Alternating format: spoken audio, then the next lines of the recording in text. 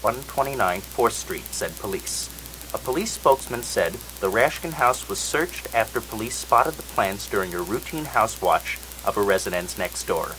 A search warrant was issued, and the police visited Rashkin's home at 7:20 p.m.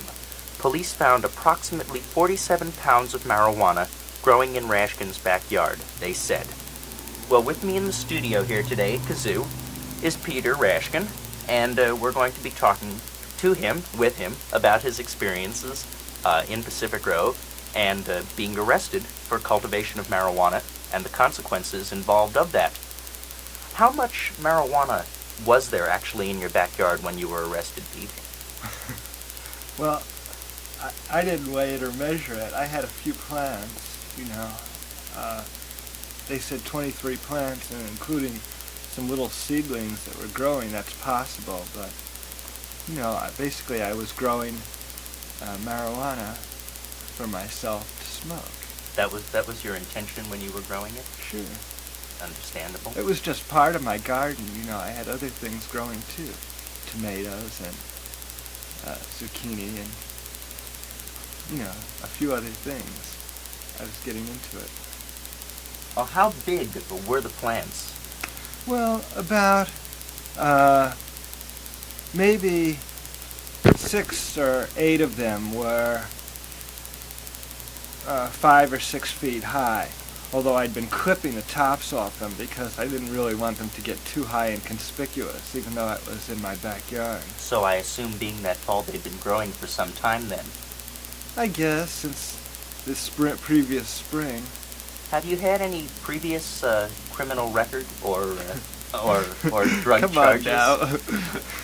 No, this was the first time that I was arrested on any. So it's a first offense. Yeah. Would you explain to me what actually happened that Thursday evening when the arrest occurred? It was very civil. The police came. They had seen the plants from a neighboring porch where they'd been on a house watch, and they got a search warrant, and they came, and I didn't attempt to hide the fact that I had plants growing in the backyard, especially since they'd already seen it. So they came in and they pulled up the plants and they looked through the house and found various little boxes of dried marijuana leaves, from the plants. They arrested me.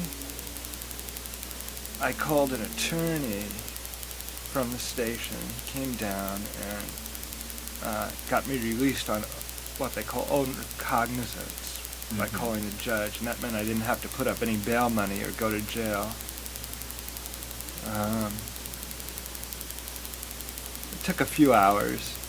It was not very unpleasant at all. When they arrested you, what did they charge you with? Possession of marijuana and cultivation of marijuana. I see. Cultivation of marijuana is a felony. I see. Where did they take you upon arresting you? PG police station. And you were then booked? Right. But that is, I guess so. I guess that's what they call it. What was the procedure involved? Well, I don't exactly remember, but fingerprints and photos and just a little questionnaire. Mm-hmm. As I say, it was very civil the whole time. I see. Did you feel like a criminal? No, of course not.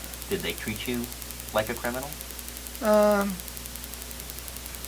I was treated politely, and my attitude through the whole thing was that being arrested for gardening was kind of ridiculous, and that I was sure they must see that it was ridiculous too, but it was, after all, the law, and they had their job to do. That's how I saw it, and I assume that's how everyone else saw it too. What did they do with marijuana? Got me. I saw them bringing it into the station later while I was still there. And it's gone for good. I haven't had any of it in a while. I see. All right, so you returned home that evening? Uh-huh. And what was the next thing you had to do? Get a lawyer and then appear in court? Well, attorney who came down and helped me, I met with him later, a few days later, and asked him to represent me through the whole thing. And okay, what was the procedure after that? The following week there was a boy, I can't even remember what you call all these things now. The system is pretty confusing to somebody who's not involved in it, you know. Mm-hmm. I think it was the arraignment, or maybe it was the preliminary hearing, or something like that. But at any rate, all that happened there was that another hearing was set. Okay, at the next hearing, my attorney and I had already decided that I would try to get diversion, which means that, I understand it's kind of standard for a variety of drug offenses, so-called drug offenses. Mm-hmm. And what it means is that you go to some program of rehabilitation. It's different from district to district, and you behave yourself for 6 months, and then they drop it. It's as if you've never been It does not appear arrested on or your convicted. record? Yeah, I guess not. And then, but you're only entitled to be diverted once every 5 years. So if you get arrested again within 5 years, then you don't have that option. Mm-hmm. I think that diversion it seems to me, from my experience, that it's treated as a warning more than as an effort to change the way people live when they come into contact with the system through a marijuana arrest. They're saying, don't get caught again, because then, you know, we're really going to impose the penalties that the law says to impose. Mm-hmm. Okay, so we decided to go for diversion. The district attorney wasn't sure he was going to go for that because he felt that there was a lot of marijuana growing in the backyard.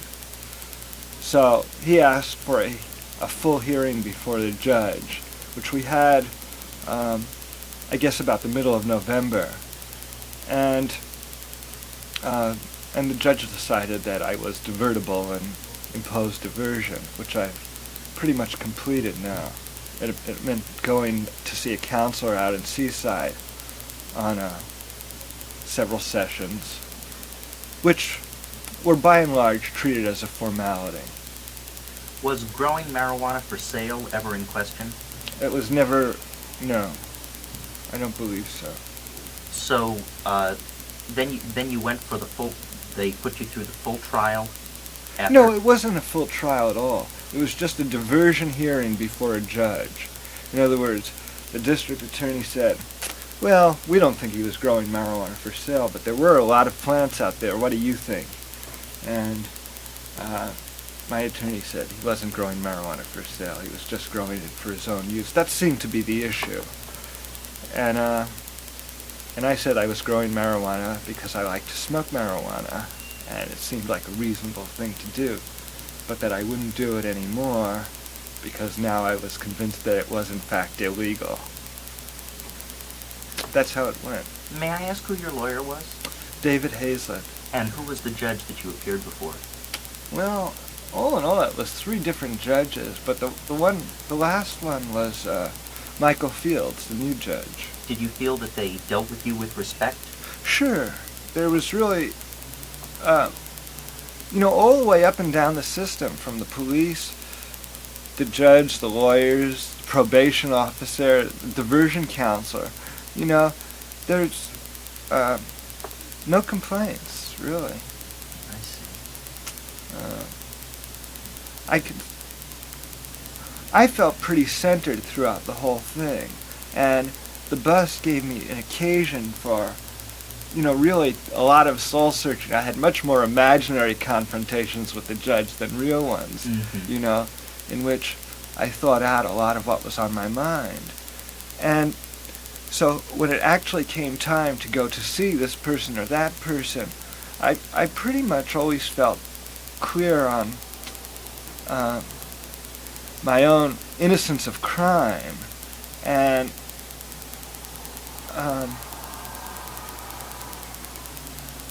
And, I didn't feel like I was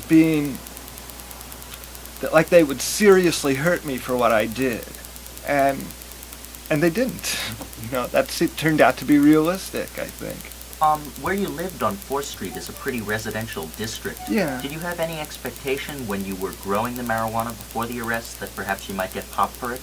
Sure, I thought it might happen, I think everyone who uses marijuana in our culture goes through some bit of paranoia. It's, the law forbids it for some reason, which I don't exactly understand. And so the people who choose to incorporate it in their lifestyle, I think are, there's always that kind of strange ambivalence about whether you're going to get popped for doing what you want to do. It's very funny. After being arrested, would you give more or less credence to that feeling of paranoia? Well, I hope that, without choosing it, I will be more cautious. I don't want to get popped again, at least not in the next 5 years, certainly not in the next 6 months. Right. But it's really, I can't act like a criminal and hide what I do, and, it's hard for me to be surreptitious about something that I feel is a perfectly reasonable aspect of my life, and one that I'm not ashamed of and not, don't see any reason to hide. So, will I be more careful? I don't know. I hope so. So, in the outcome, what did you actually lose? I lost the marijuana, and I paid lawyers' fees.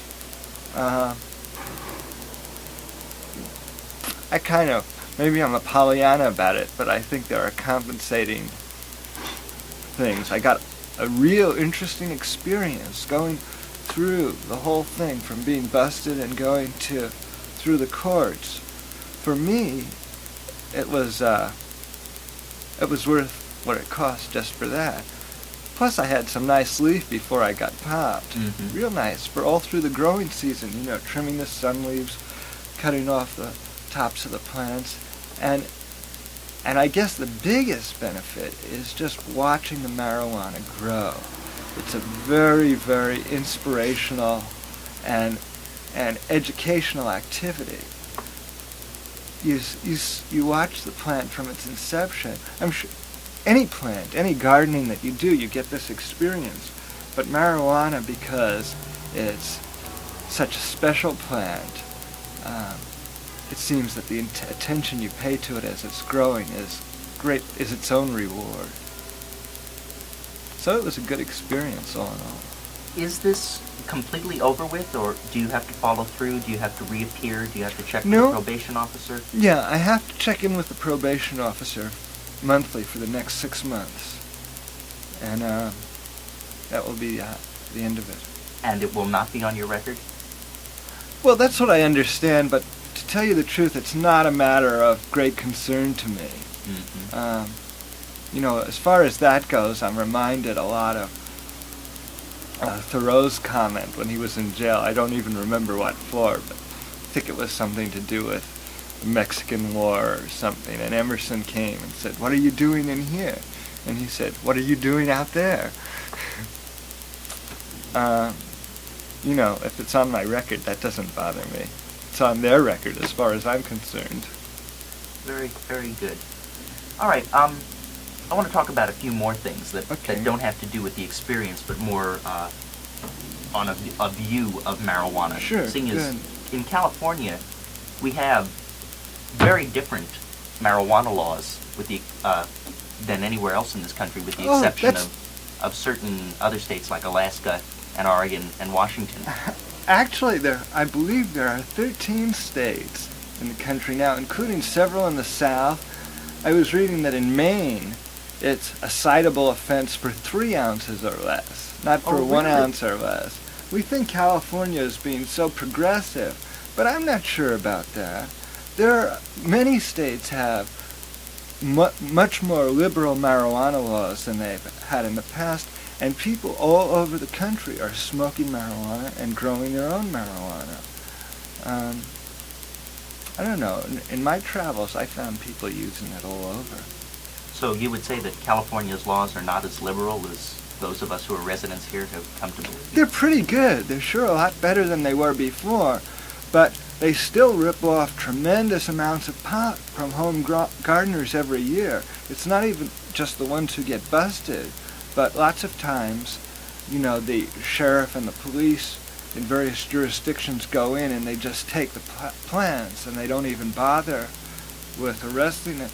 Well, you can complain about due process, but the person who's growing and using marijuana is really caught in a bind. He virtually has no civil rights in this field at all, I think. Oh, well, maybe that's exaggerating. Again, my whole experience, I'm sure, was lots easier than it would have been just a few years ago. So we do have plenty of civil rights. But when you think of it in terms of people say it's a victimless crime. It's not a victimless crime. It's not a crime at all. It's just the way I choose to live. And when you look at it that way, then it doesn't seem like you have so many civil rights, Sure, they're treating you respectfully, but, they're interfering with your life, with my life. What do you feel would be will be the outcome of this? People who go through your experience, when enough people have had this experience, what do you think that people are going to vote for? What sort of laws are going to come up? Well, my opinion is that this is going to change, and quickly. When I was growing the plants and spending the time out there, I would spend a lot of time, just thinking and meditating about that. And it seemed like, all somebody had to do was say, you can't take those. That's my garden. I have a right to do that. And all of a sudden everybody would wake up and say, oh, he's right. Experience didn't bear that out. It didn't happen, but I still think it will. I still think, that as more and more people who use marijuana and have used it for years and years wake up and realize that they're over 21 and that the way they think life should be is just as valid as the way anyone else, when they get out of the mentality of being protesting college kids and into the mentality of being adults in a supposedly free society with rights, that the laws will disappear. I don't know exactly how, maybe it'll come from an initiative. We've got an initiative coming up in California to decriminalize personal cultivation and possession for personal use. This initiative will be on the ballot in 1980? Well, there'll be an initiative drive started next month. I'm sure you'll be hearing a lot more about it. Well, I haven't seen the initiative yet, but I know that it will.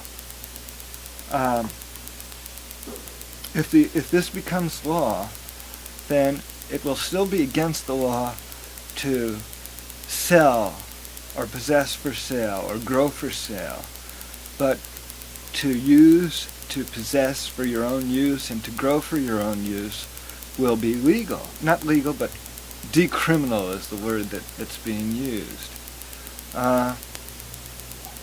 This is really fundamental, I think that this law would be a really great boon to personal freedom in this state.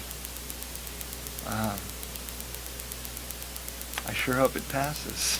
Well, it seems that there are many cases that say that marijuana is in fact a drug, and not perhaps a safe drug. For that reason, perhaps it may not be voted in by the people of California, as well as that there are perhaps religious reasons, moral reasons, why you would not legalize a drug. Granted, tobacco is legal, and alcohol is legal, and that in my own personal view I would say that marijuana is less harmful, if not equally as harmful, as those two drugs. What are your feelings about marijuana?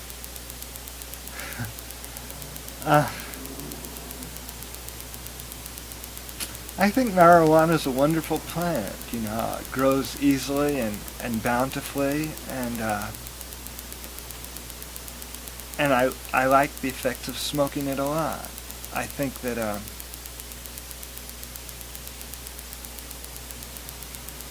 I'm not even sure what's a drug and what's a narcotic. I know we have a lot of pat definitions, but I look in my own consciousness for a definition, and it's not there. Substances affect you. Everything you do affects you. Everything you eat or breathe or smoke affects you. Some things we choose to, and some things we don't choose to. Marijuana is one of the things that I feel is a part of my normal health-sustaining diet. I believe it's a good herb, a gentle herb, and I think it's a real shame that it's being persecuted in our society and that it's been absent from the mainstream of our society for so long. To me, I don't even like the comparison of it with alcohol, although, everyone's entitled to their own choices, I feel. I think you've hit upon a serious issue, that it becomes a freedom of choice question, much more than whether it is a drug or not. As a marijuana user and people that you have known who have used marijuana, what are the harmful effects of marijuana that you have seen?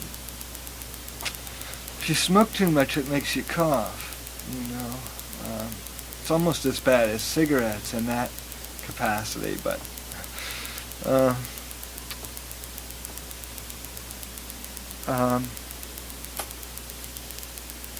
well, perhaps I'm not strictly objective in this matter, but none occur to me right now. Oh, I'm just curious, just asking someone who's had the experience. What do you think? Personally? Yeah, are there harmful effects to marijuana? I have, in my experience, I have seen no harmful effects of marijuana. It'll make you cough. It can drain your energy. No more than smoking anything else can exhaust your body. Yeah. But it certainly becomes a question of freedom of choice. So the initiative, there will be a signature drive for that to get it on the ballot. What will be the process involved? Well, I'm not sure, but I'm sure, I am positive that KAZU listeners are going to be well posted on it. Positive. I will vouch for that. Yeah, it'll be coming. I imagine that, I don't know if there'll be an office set up on a in this community or not, but I know there'll be people carrying petitions, registering voters. You'll have to be a registered voter to sign the initiative. I think it'll take 300,000 qualified signatures, and I'm not sure of this, so really, but it'll take a large number for it to qualify for the ballot, to be on the November ballot. So the first effort is going to be in gathering the signatures throughout the state. I really urge anyone who likes to smoke dope and wants to end this silly persecution to become registered to vote and to sign this initiative, to carry it and to get other people to do the same thing, and then to support the law to support the measure on the November ballot. But I was at a concert the other night, and there was this guy out in front, so I was waiting to get in line, and he was collecting money for Normal. And he asked somebody about it, you want to help legalize marijuana, and the guy kind of looked at him with this bemused expression and said, as far as I'm concerned, it's legal. And I think that attitude has to go hand in hand with the legislative work. It's our rights are being stepped on. It's important anything we can do to change the laws is important, but it's important to stand up too, and to question the authority, which is so abused. I'd like to talk a little bit about reflections after the experience. Supposing there's someone listening who is growing marijuana in their home or on the property of their home. Yeah. What can they do when they Okay. are arrested? Oh, To well, make the the first process thing you can smoother do for is them. to shield it from direct view. I think the laws do, as I understand it, the laws more and more protect privacy on your own, in your own house, in your own yard. You can do what you want as long as it's not visible to somebody else.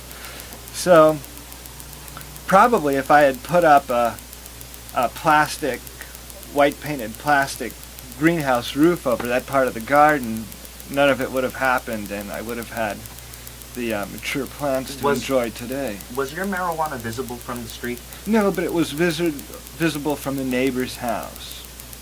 That's how it was spotted? Yeah, because a policeman was up there. Okay, so I would say, be a little bit careful in what you're doing, unless you want to go through the experience and see what it's like, which I think is a reasonable choice. I don't think it'll be too painful, but you lose the plants. Mm-hmm. But that's the nature of gardening. There's insects, there's thieves, and there's policemen, and you get what you can. Well, we're back in the studio with Peter Rashkin. We're going to continue our discussion on marijuana and laws about marijuana. Before we break there for the ID, I brought up the subject of anyone else who would be in a position of growing marijuana in town here, or anywhere for that matter, that's listening now. I'm sure that they would have lots of fears of the consequences of being arrested for possession of marijuana, which I'm sure it's different for everybody. And whether you have more, whether you have less, who you are, where you are, who you're arrested by, who your judges, I'm sure that all affects it. What could you advise to make it easier on oneself? Okay. Well, I think the first thing is to keep a really clear mind and not to panic. It's like when you're in the country and a bee comes along. If you go crazy, you can bring disaster on yourself. But if you can just kind of take a few deep breaths and let it be, then I don't think there's going to be anything, really to fear. Okay. Probably, certainly, if what you're interested in is just is avoiding repercussions and making it as simple as possible, say as little as possible. Be polite, but don't talk. You'll probably want to call a lawyer or get a public defender, and wait till you talk to the lawyer, because the law in this area is there are pretty strict requirements that have been growing through the judicial system for search procedures, what constitutes grounds for a search warrant, and rules of evidence, things like that. If you're interested in getting out of it, I would say as little as possible till you talk to an attorney and let him tell you what to do. But if you want to take a different approach, and if you're not too worried about the consequences and willing to accept the consequences, I think if you had some plants in your backyard and you got arrested and you said nothing, you just were like an innocent man and you didn't call an attorney and you just went to court, and maybe you'd have to spend that night in jail if you didn't want to put up bail or something like that. But just if you could stay centered and not do that, then the same thing would happen. They wouldn't send you to jail. They would give you diversion. It would be, I don't think that's some complex legal thing. They would take your marijuana, but they'll do that anyway. My feeling now is that if it happens to me again, I will not call an attorney. But I will not expect to get out of it either, necessarily, It's a difficult area. I think civil disobedience is real important for this. And if the laws don't change quickly, I hope that some kind of civil disobedience consciousness, I hope that that will increase. Remember, in the 60s, in the Vietnam draft era, there were all sorts of services available for men who were conscientiously opposed to the war, and there were lawyers who would advise them what's the best posture to take, what does it mean in terms of the system. It's a very complex game they play, and for the poor gardener who gets caught up in it, you just often don't know what to do. So I think you either have to hire an attorney to do it for you, or say, forget it, whatever happens, but I know for myself that I wasn't doing anything wrong, and anything that is done to me is injustice.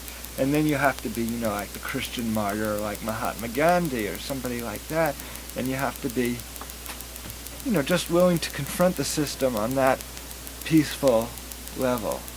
So if you're growing marijuana, you might give some thought to what approach you want to take when it comes down. If it comes down. Knock on wood, it won't. I'm pretty ignorant on this subject, but are the laws easier on you if you possess 25 pounds of marijuana that you're growing, or if you possess 25 pounds of marijuana in your home, cut and dried and bagged? Boy, I don't know, and I wouldn't even want to speculate. All right, let me move on to another idea then. Do you think that, in your own experience, in your own opinions, do you think that the judicial system in this area and in California are making it easier for the eventual outcome of the decriminalization, as they call it, of marijuana? Or are they making it more difficult? The system is comprised of individuals, and, I imagine some of them are making it easier and some of them are making it more difficult. And we're individuals, and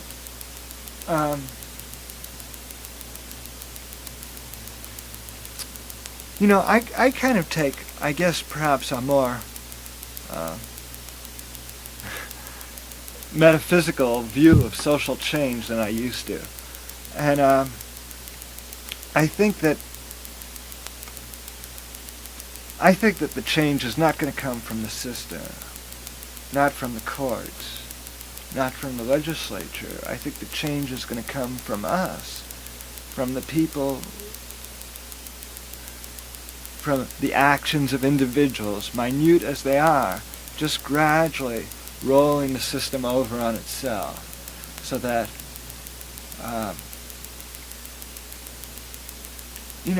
if you want to be free, you have to be free. The law doesn't have anything to do with that. The law reflects it. Usually, I think this country has a great tradition of respecting individual freedom. But, unfortunately for minorities, which in this case I think that pot smokers are a minority in this country, and an oppressed minority, it takes some fighting, or at least some self-assertion and some of all sorts of different kinds of things before the rights of the minority are recognized. So it's going to change in a lot of different ways. But I hope that it will change for more freedom for me. Mm-hmm. That's what I hope. Has this experience of being arrested changed any of the ways that you will behave in your dealing with marijuana and your relationship with it, except for the fact that you'll be less conspicuous and you will know what to expect if you're ever arrested? For me, it's been a very, very nice time since I got busted.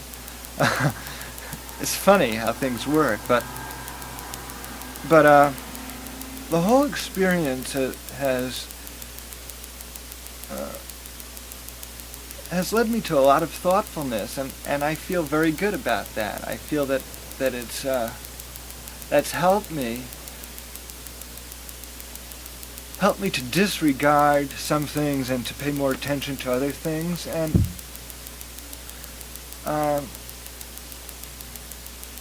as regard marijuana, I really, for myself, had to confront, this is illegal. Is it bad? Because I've always had, and I still have, respect for law and for the idea of law. And it's not comfortable to be on the other side of that, because I try to behave myself pretty much. But, the more I thought about it, the more I went over how and why I use marijuana and how and why society was trying to stop me from using it, just the surer I became that I was within my rights, that it was a decision that I had a right to make for myself and that I am going to make for myself. So, in a sense, I guess it made my position on this issue very clear to me. And,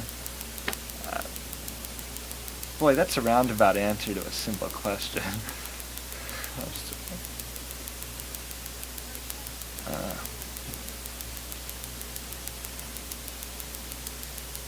But think about it, maybe from that, if you smoke marijuana, if you like marijuana, really think about it. Think about whether there's something wrong with you or there's something wrong with the system that's oppressing you. If you had children, would you feel it was dangerous for your children to use marijuana? No, but I wouldn't encourage little children to use any consciousness-altering substances, I wouldn't be too upset if they wanted to try it now and then, I guess. I have children, and neither one of them are interested. That's fine with me. How would you feel about your children if they wanted to smoke cigarettes? Boy, I'd be sadder about that than if they wanted to smoke marijuana. What if they wanted to drink alcohol? Well,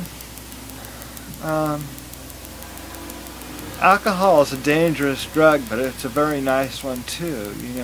I think that I don't think that alcohol is something necessarily to be avoided, but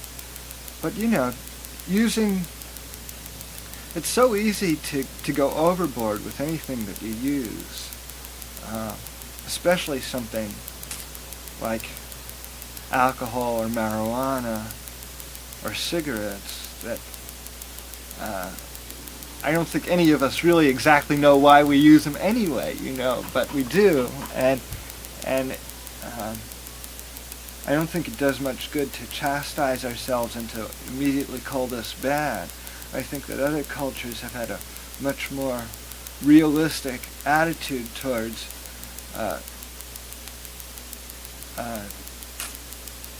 drugs, for want of a better word, but when I say that I'm including alcohol and all these other stimulants and depressants that are a part of our little bag of tricks on this planet, and in many cultures they were rightly perceived as gifts from the gods.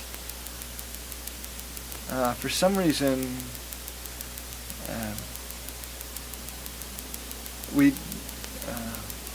we're not grateful for them. I don't understand why exactly. But there is certainly, they all carry the potential for misuse, just as good food does. Do you have any other ideas you want to share with us before we go? Well, it's hard to find anything that would just sum it up because we've covered a whole lot of different area. I think this is an issue that covers, for me, it covers a very broad part of my experience, and I think it's really a critical issue, and boy, I hope that as a community and as a society, we make a turn towards more personal freedom and not towards more oppression. Good thought. Well, thanks for coming down today, Pete. Thank you, Adam. For those of you who've been listening, we've been talking with Peter Rashkin, a man who was arrested, I believe, on September 20th of 1979 for the cultivation of marijuana in his backyard on 4th Street and Pacific Road. And we've had an interesting discussion. For those of you who tuned in at the tail end here, we were talking about the consequences of this and views on marijuana. Basically, the discussion came down to freedom of choice and civil disobedience, which is an ever-changing concept. You're listening to the Rhino Lunchbox. It's about 17 minutes after 2 o'clock. My name is Adam Miller. I'm going to be finishing up with some jazz music here, taking you on until 3 o'clock, and then it's time for classical music with the Enchanted Forest. And I hope you stay tuned.